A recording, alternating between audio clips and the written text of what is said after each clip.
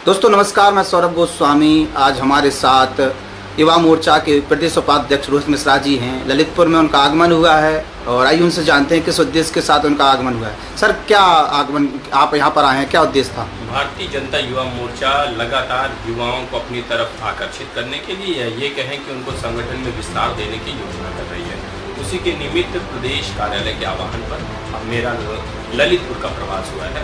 तो यहाँ पे जो जिला की घोषणा करनी है उसमें सारा समन्वय बनाने के लिए प्रदेश के नेतृत्व के आदेश अनुसार मैं ललितपुर। किस प्रकार का नेतृत्व, मतलब यहाँ पर जो गठन होगा वो किस प्रकार का होगा, किस प्रकार का समावेश किया जाएगा?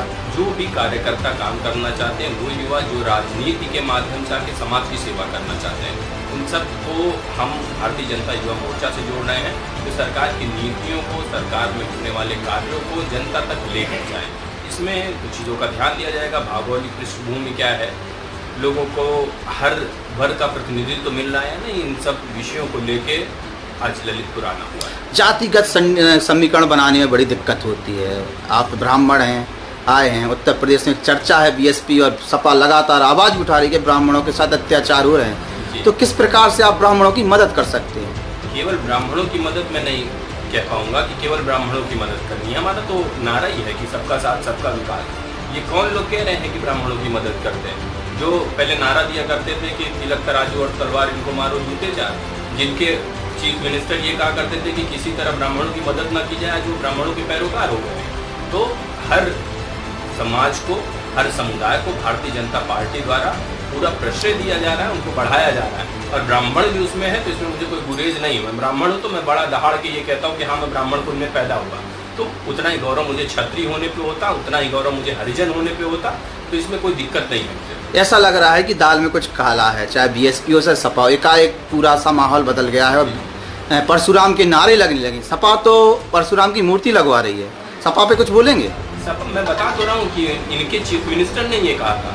उसके पहले के लोग बलात्कार जैसे चीज़ों को कहते थे, बच्चों से गलती हो जाती है, तो आप उनसे किस तरह की बात करते हैं कि वो यहाँ के समाज को सुधारना चाहेंगे, यहाँ के लोगों को सुधारना चाहेंगे। और ब्राह्मण समुदाय, मैं जहाँ तक जानता हूँ, कभी भी इनके बरगलाने में आने वाला नहीं है। वो शुरू से ही समाज को नई दिशा देने के लिए राष्ट्र के पुनर्निर्माण में जो लोग लगे थे उनके साथ था, आज भी वही चीज़ें। रोहित जी, थोड़ी सी आप अपने बारे में भी बताएं, आपने किस प्रकार से राजनीति में प्रवेश किया और आज आप प्रदेश उपाध्यक्ष हैं। मैं अखिल भारतीय विद्यार्थी परिषद का कार्यकर्ता रहा 2012 से। फिर मैंने 2016 में छात्र संघ का चुनाव लड़ा इलाहाबाद विश्वविद्यालय प्रयागराज से। सेंट्रल यूनिवर्सिटी का मैं पहला छात्र संघ का अध्यक्ष रहा ABVP से।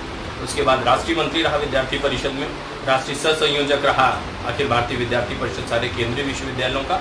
और उस संघर्ष को देखते हुए, उन सारी बातों को ध्यान में रखते हुए आज भारतीय जनता पार्टी युवा मोर्चा में मुझे प्रदेश के उपाध्यक्ष का दायित्व मिला है, जिसका निर्वहन करने का पूरा प्रयास कर रहा हूँ। अच्छा, युवाओं की एक बड़ी दिक्कत है रोजगार को लेके, नौकरी को लेके। सरकार ने उतनी अच्छी खासा काम अभी नौकरी को लेकर नहीं कर पाए, तो युवाओं की नाराजगी भी आपको झेलनी पड़ेगी। 2014 के माहौल के हिसाब से आज का माहौल बहुत बदल गया है। मैं एकदम सहमत हूँ आपकी बात से कि युवाओं की नाराजगी झेलनी पड़ेगी, लेकिन युवाओं को जब हम बताएंगे कि 4 लाख रोजगार हमारे कार्यकर्ता उनके घर जाने के लिए तैयार है, उनको सम्मानित करने के लिए तैयार है। उत्तर प्रदेश बहुत बड़ा है और हम सबको नौकरी दे पाएंगे, ये किसी प्रदेश के हाथ में ऐसा कुछ हो ही नहीं सकता। हमने आत्मनिर्भर भारत जैसी योजनाएं चलाई, जहां पे लोगों को 10 लाख रुपए तक के लिए कोई लोन नहीं लेना था। इस हाथ को मजबूत कर रहे हैं। ये अपराध की ओर नहीं जाएगा, ये विश्वास मानिए, ये कुछ अच्छा करेगा, ये तय है।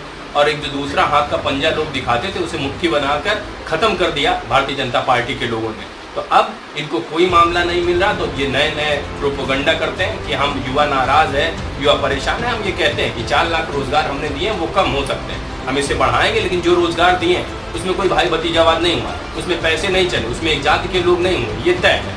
तो एक सब्जी बेचने वाले का बच्चा SDM हुआ है, एक सामान्य सा मोची का बच्चा कहीं पे मास्टर हुआ है, जिसकी औकात और हैसियत नहीं थी कि वो 10-20 लाख देता।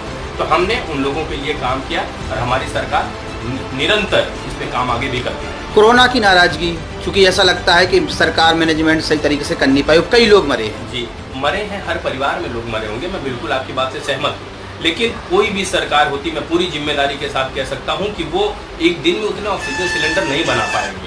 चीज़ें हुई, सरकार जितना कुछ कर सकती थी, हमारे मुख्यमंत्री जी ने, आप विश्वास मानिए, आप तो मीडिया से हैं, कि जिस दिन रिपोर्ट नेगेटिव आई दूसरे दिन से वो टहलते आपको मिल गए, लोगों को मॉनिटरिंग करते मिल गए।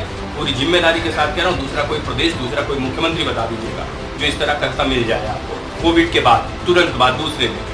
तो सरकार काम कर रही थी, लोगों की पीड़ा समझ रही थी, क्योंकि सरकार में बैठे लोग आम जनमानस के लोग हैं, ये बॉर्न विद सिल्वर स्पून वाले लोग नहीं। आज भी कहीं ना कहीं जो लोगों की मौत हुई है ऑक्सीजन की कमी के कारण, सरकार मानने को तैयार ही नहीं है कि कोई व्यक्ति ऑक्सीजन की कमी से मरा है। ये दोनों चीज़ें नहीं, जिस न्यूज़ की आप बात करते हैं बाद में उसी न्यूज़ का खंडन हुआ कि ऐसा कुछ नहीं बोला गया था कि ऑक्सीजन की कमी से मौत नहीं हुई। ऑक्सीजन की कमी से भी मौत हुई होगी, लोगों की लापरवाही रही, सरकार की भी जिम्मेदारी है। मैं किसी एक चीज़ से ऐसा नहीं कहता कि बिल्कुल सरकार ने बहुत सब कुछ किया, लोगों की कमी रही, लेकिन वो समन्वय नहीं हो पाया। और ये आपदा है, ये महामारी है, ये जब आती है तो यही इसका उद्देश्य होता है कि एक साथ पूरा का पूरा सिस्टम कोलैप्स हो जाता है। हमारे जिलाधिकारी से लेके और लेखपाल तक वो कोविड में पड़े रहे, मुख्यमंत्री से लेके प्रमुख सचिव तक कोविड में पड़े रहे। तो इसमें कैसे उम्मीद कर सकते थे कि हर आदमी दौड़ेगा?